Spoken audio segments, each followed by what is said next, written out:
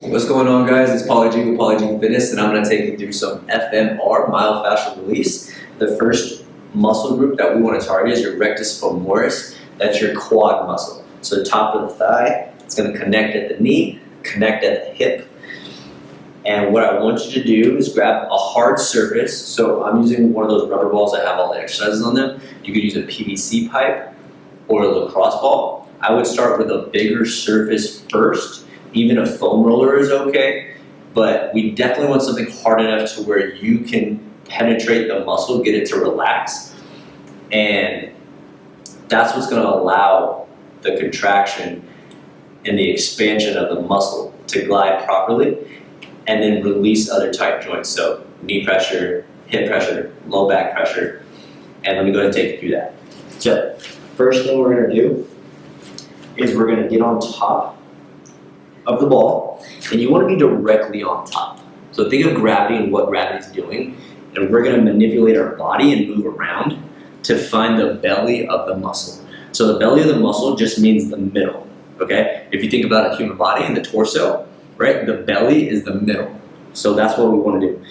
And we're going to find it, whether you go a little bit more inside, a little bit more directly on top, and or more towards the lateral portion, so the outside of the thigh. Whatever is more tender to you, I want you to stay on there. And anytime I do this for your mobility program, we're going to be programming this anywhere from 2 to 5 minutes.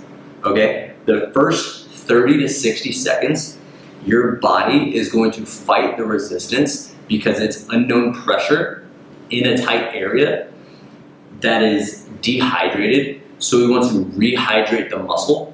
So when we actually drink water, we can supply water to that muscle tissue. Typically right now when somebody's drinking water, they're constantly going to the bathroom, their body's not accepting it because of how tight it is.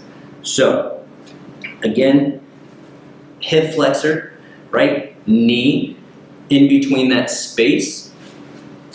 So here, in between that space, knee, hip flexor, we want to make sure we find the belly of the muscle, and that's where we want to apply that pressure.